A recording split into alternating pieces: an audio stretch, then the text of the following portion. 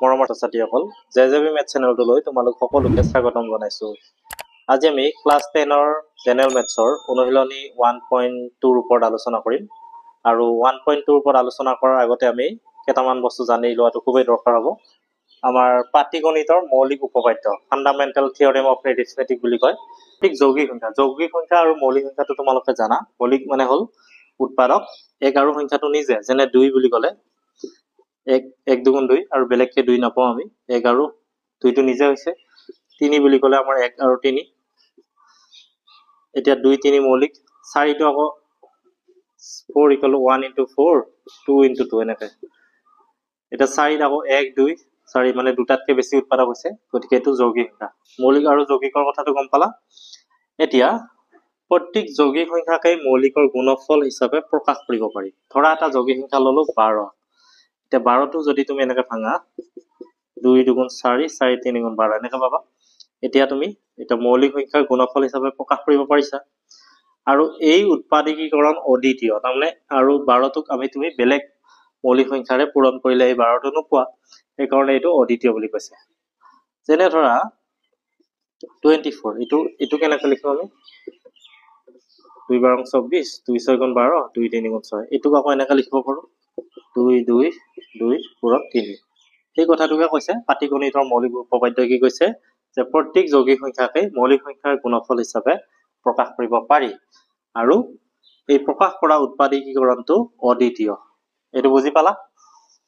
এতিয়া আৰু আমি এটা কথা জানিব লাগিব যে দুটা সংখ্যাৰ ক্ষেত্ৰত সদায় লসাগু আৰু গসাউৰ পূৰণফল, লসাগু ধৰা a আৰু b সংখ্যা দুটা, লসাগু পূৰণ গসাউ ইকুৱেল টু সদায় সংখ্যা দুটাৰ পূৰণফল হয়। সংখ্যা দুটাৰ পূৰণফল, এইটো মনত ৰাখিবা। এইটো দুটাৰ ক্ষেত্ৰতে হয়, তিনিটাৰ ক্ষেত্ৰত আকৌ লসাগু a b c গসাউ a b c হলে কিন্তু সংখ্যা a × b × c হৈ নাযায়। তিনিটাৰ ক্ষেত্ৰত অলপ বেলেগ হয়। দুটাৰ ক্ষেত্ৰতে লসাগু পূৰণ গসাউ ইকুৱেল টু সংখ্যা দুটাৰ পূৰণফল হয়। এই দুটা কথা আমি জানিব লাগিব। এতিয়া আমি চাম অনুশীলনী 1.2। এতিয়া এক নম্বৰটো আছে আমাৰ প্ৰতিটো সংখ্যাকে ইয়াৰ মৌলিক উৎপাদকৰ গুণফল হিচাপে প্ৰকাশ কৰা। একেবাৰে সহজ, মই এটা বা দুটা কৰি দিম, বাকীবিলাক তোমালোকে নিজে কৰিবা। এতিয়া 142 চাবা। 142 এনেকৈ ভাঙিবা, মৌলিক সংখ্যাবিলাকেৰে হৰণ কৰি যাবা। 2টো এটা মৌলিক সংখ্যা, 2ৰে হৰণ কৰিবা, 2 7 গুণ 14 আৰু এইটো 0 হ'ব। 2 3 গুণ 6 1 নামিল, 2 5 গুণ 10 আৰু 2ৰে নাযায়, 3ৰে নাযায়, 5ৰে যাব, 5 7 গুণ 35। এতিয়া 140 ইকুৱেল টু কিমান পাবা? 2 × 2 × 5 × 7। এইটো হৈ গ'ল। এতিয়া 156টো এনেকৈ কৰিবা।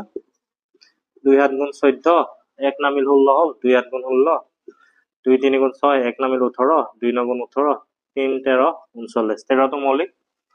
156 ইকুৱেল টু 2 × 2 × 3 × 13। গোটেই সহজ, বাকীকেইটা তোমালোকে নিজে কৰিবা, একেবাৰে সহজ অংক। এতিয়া আমি চাম 2 নম্বৰটো। এতিয়া আমাৰ 2 নম্বৰটো আছে তলৰ অখণ্ড সংখ্যা কেইযোৰৰ লসাগু আৰু গসাউ উলিওৱা, আৰু সত্যাপন কৰা যে লসাগু পূৰণ গসাউ ইকুৱেল টু সংখ্যা দুটাৰ পূৰণফল। এতিয়া এইটো চাবা, 26 আৰু 91ৰ লসাগু আৰু গসাউটো চাবা। 26টো এনেকৈ ভাঙি চাবা, 2 13 গুণ 26 2 × 13 হ'ব, আৰু 91টো তুমি 7 13 পূৰণ কৰিলে 91 পাবা। এতিয়া লসাগু কিমান হ'ব?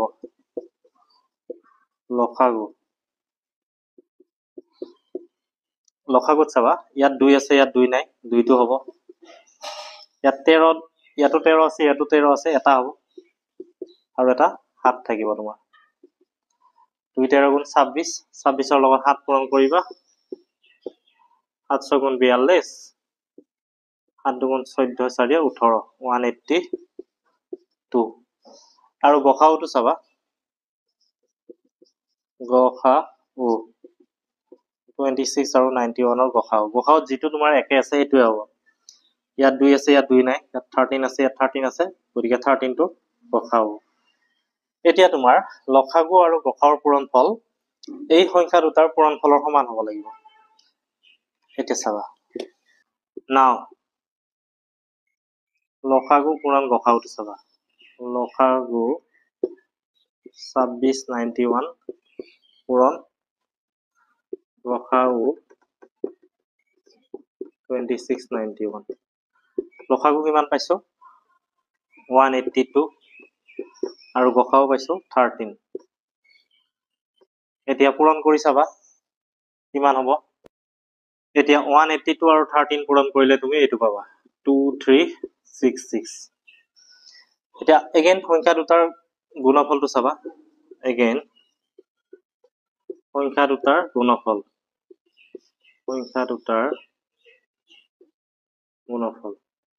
সংখ্যা দুটাৰ গুণফল মানে 26 আৰু 91 টো পূৰণ কৰিবা 26 পূৰণ 91 26 টো তুমি এনেকা 2 পূৰণ 13 লিখিব পাৰা আৰু এইটো 91 হৈ আছে আৰু 2 আৰু 91 পূৰণ কৰিলে 182 আৰু 13 এইখিনিয়ে পাবা 2366 গতিকে এতিয়া চাবা লসাগু পূৰণ গসাগু ইকুৱেল টু সংখ্যা দুটাৰ পূৰণফল সমান হ'ল তাৰমানে আমাৰ সত্যাপনটো হৈ গ'ল তো লিখি দিবা আৰু এটাকে লসাগু পূৰণ গসাগু ইকুৱেল টু সংখ্যা দুটাৰ পূৰণফল 2 নম্বৰ 1 টো হ'ল একে নিচিনাকৈ তুমি 2 নম্বৰ 2 3 বাকি এটা অংক কৰিব পাৰিবা এতিয়া আমি চাম 3 নম্বৰ অংকটো 3 নম্বৰটো তোমাৰ এই সংখ্যা কেইটাৰ লসাগু আৰু গসাগু উলিয়াব দিছে মৌলিক উৎপাদকীকৰণ পদ্ধতিৰে এতিয়া এইটো চাবা 12 টো তুমি এনেকৈ লিখিব পাৰা 12 টো এনেকৈ ভাঙি লবা 2 6 গুণ 12 2 3 গুণ 6 মানে 2 into 2 into 3 লিখিব পাৰা 15 টো আকৌ 3 into 5 লিখিব পাৰা আৰু 21 টো 3 into 7 লিখিব পাৰা এতিয়া গসাগু কিমান হ'ব গসাগু হ'ব যেটো একে আছে 2 ইয়াত নাই এটো নাই 3 টো চাবা এটো 3 এটো 3 এটো 3 কমন আছে গতিকে 3 হ'ব ইয়াৰ গসাগু আৰু লসাগু কিমান হ'ব লসাগু হ'ব এটো 2 নাই এই 2 টো হ'ব আৰু এটো 2 পৰা ইফালে একো নাই মানে এটো 2 হ'ব আৰু 3 আছে এই 3 গেটাৰ পৰা এটা 3 হ'ব আৰু 5 টো হ'ব আৰু কি হ'ব 7 হ'ব তাৰ মানে কিমান হ'ব 2 5 গুণ 10 হ'ব 2 3 গুণ 6 6 7 গুণ 42 আৰু 42 ৰ লগত 10 পূৰণ কৰিলে 420 হ'ব একে নিচিনা একেবাৰে সহজ আৰু বাকি এটা নিজে কৰিবা এতিয়া চাম 4 নম্বৰটো 4 নম্বৰটো দিয়া আছে আমাৰ গসাগু 306 আৰু 657 ৰ গসাগুটো দিয়া আছে 9 লসাগুটো উলিয়াব লাগে এতিয়া চাবা আমি জানো লসাগু of AB পূৰণ গসাগু of AB equal to A into B মানে সংখ্যা দুটাৰ পূৰণফল এতিয়া চাবা এটাকে লসাগু of 306 657 into গসাগু of 306 657 equal to A into B তাৰ মানে ইহঁত দুটাৰ পূৰণফল হ'ব 306 into 657 এতিয়া লসাগুটো কিমান দিয়া আছে লসাগুটো দিয়া নাই তো আমি উলিয়াব লাগে লসাগু of 306 657 গসাগুটো কিমান দিয়া আছে গসাগুটো দিয়া আছে 9 306 into 657 লসাগু of 306 657 9 টো তলত হৰণ হৈ আহিব এতিয়া এটো কাটা যাব 9 3 গুণ 28 আৰু 3 নামি আহিল 36 হ'ল 9 4 গুণ 36 34 into 657 পূৰণ কৰিবা যিমান হ'ব এটোৱে ইয়াৰ আনসাৰ হ'ব পূৰণ কৰিবা এটো 4 নম্বৰটো হ'ল এতিয়া আমি চাম 5 নম্বৰটো 5 নম্বৰটো আছে আমাৰ পৰীক্ষা কৰা কোনোবা স্বাভাৱিক সংখ্যা n ৰ ক্ষেত্ৰত 6 to the power n সংখ্যাটো শূন্য অংকৰে শেষ হ'ব পাৰে নে নাই এতিয়া চাবা শূন্য অংকৰে শেষ হোৱা মানে কি যেনে ধৰা 10 20 30 এইবিলাক শূন্য অংকৰে যদি শেষ হয় সংখ্যাটো 10 ৰে বিভাজ্য হ'ব আকৌ যেতিয়া 10 ৰে বিভাজ্য হয় তেতিয়া 2 আৰু 5 ৰেও বিভাজ্য হ'ব লাগিব কিন্তু 6 to the power n টো চাবা আমি এনেকৈ লিখিম 2 3 গুণ 6 whole to the power n তাৰমানে 2 to the power n into 3 to the power n ইয়াত আমাৰ 2 আৰু 5 থাকিব লাগিছিল কিন্তু 2 আৰু 2টো আছে যেনিবা 5টো নাই তাৰমানে শূন্য অংকৰ এটো শেষ হ'ব নোৱাৰে 6 টু দি পাৱাৰ n ৰ সংখ্যাটো শূন্য অংকৰে শেষ হ'ব নোৱাৰে কাৰণ ইয়াৰ মৌলিক উৎপাদকীকৰণত 2 আৰু 5টো থাকিব লাগিছিল গতিকে আমি কি লিখিম এতিয়া এনেকৈ লিখিবা এটো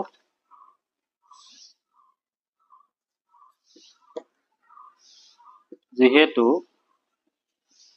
সংখ্যাটো শূন্য অংকৰে শেষ হয়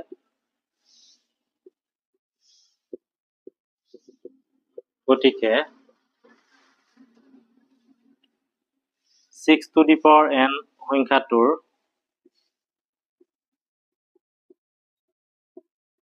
মৌলিক উৎপাদকীকৰণত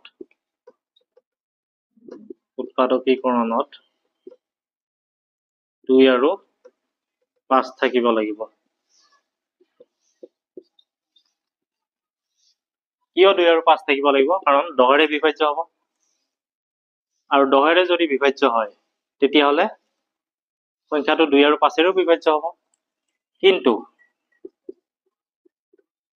কি হ'ব 6 to the power n equal to 2 into 3 whole to the power n 2 to the power n into 3 to the power n 2 আৰু 5 দুইটো আছে যেনিবা 5টো নাই এতেকে 6 টু দি পাৱাৰ n সংখ্যাটো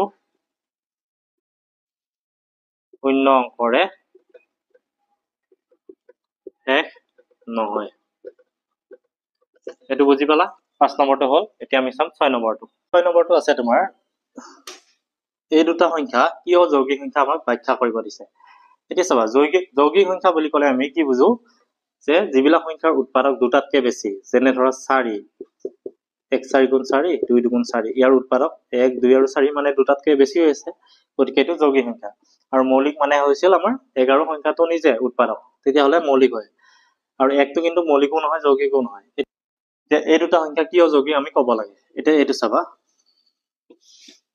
7 into 11 into 13 plus 13 এতিয়া ইয়াৰ পৰা যদি আমি 13 কমন লওঁ কিমান থাকিব 7 into 11 plus 13 কমন আনিছো গতিকে 1 থাকিব 13 into 7 11 পূৰণ কৰিলে 77 আৰু 1 যোগ কৰিলে 78 এতিয়া চাবা ইহত দুটাৰ পূৰণফল আমি কিবা এটা সংখ্যা পাম ধৰা সংখ্যাটো ধৰা x বুলি ধৰি ললো ইহত দুটাৰ পূৰণফল গতিকে ইয়াৰ উৎপাদক কি হ'ব 1 হ'ব x টো নিজে হ'ব x মানে ইহত দুটাৰ পূৰণফল যেটো হ'ব ধৰা আমি পূৰণ কৰা নাই আৰু x বুলি ধৰি লৈছো ধৰা x টো নিজে হ'ব আৰু এই দুটাও হ'ব 13 আৰু 78 ইহত কেটাও হ'ব আৰু কিবা থাকিব পাৰে গতিকে কমতে এইকেইটা হ'ব গতিকে অতি কমেও কেইটা উৎপাদক পালো 4টা পালো গতিকে 4টা যদি উৎপাদক পাও তেতিয়াহলে হেতুটো কোনো যৌগিক হ'ব নোৱাৰে গতিকে সেই কথাটোকে আমি লিখিম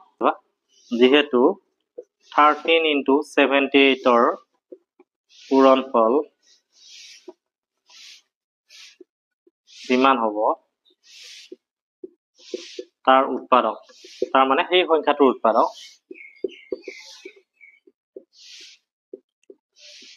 অতি কমেও 1 13 78 আৰু পূৰণফলটো নিজে হ'ব গতিকে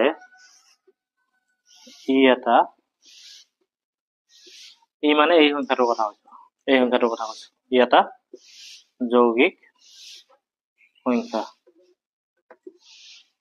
গতিকে ই এটা যৌগিক সংখ্যা একে নিচিনাকৈ তুমি এইটোও কৰিবা ইয়াতে 5 টো কমন ললে হৈ যাব ইয়াৰ কাৰণটো একে নিচিনাকৈ হ'ব গতিকে 6 নম্বৰটো হৈ গ'ল আমি এতিয়া চাম 7 নম্বৰটো এতিয়া 7 নম্বৰটো আছে তোমাৰ এখন খেলপথাৰৰ চাৰিওপিনে এটা বৃত্তাকাৰ পথ খেলপথাৰখন গাড়ীৰে এবাৰ ঘূৰিবলৈ সোনিয়াৰ 18 মিনিট লাগে আৰু যত একেটা ঘূৰণতে ৰবিৰ লাগে 12 মিনিট ধৰা তেওঁলোকে একেটা বিন্দুত একে সময়তে আৰু একেটা দিশত যাত্ৰা আৰম্ভ কৰে কিমান মিনিট পিছত তেওঁলোক আকৌ আৰম্ভণিৰ বিন্দুটো লগ লাগিব এতিয়া এটো তুমি 12 আৰু 18 ৰ লসাগু উলিয়াবা মানে 12 টো এনেকৈ ভাঙিবা 2 2 4 4 3 12 18 টো তুমি 2 দুগুণ 2 3 গুণ 6 6 3 গুণ 18 এনেকৈ ভাঙিব পাৰা আৰু ইহঁতৰ লসাগু কিমান হ'ব এটো তুমি 2 স্কয়াৰ ইনটু 3 লিখিব পাৰা এটো 2 ইনটু 3 স্কয়াৰ লিখিব পাৰা মানে লসাগু কিমান হ'ব লসাগু তোমাৰ ইয়াতে 2 দুটা আছে ইয়াতে এটা আছে বেছিটো হ'ব 3 এটা আছে ইয়াতে 3 দুটা আছে এটো বেছিটো হ'ব 4 আৰু 9 36 সামনে 36 মিনিট পিছত কি হ'ব ইহঁত দুটা গতিকে 36 মিনিট পিছত তেওঁলোক আৰম্ভণিৰ বিন্দুটো লগ লাগিব গতিকে ইয়াৰ উত্তৰ হ'ব 36 মিনিট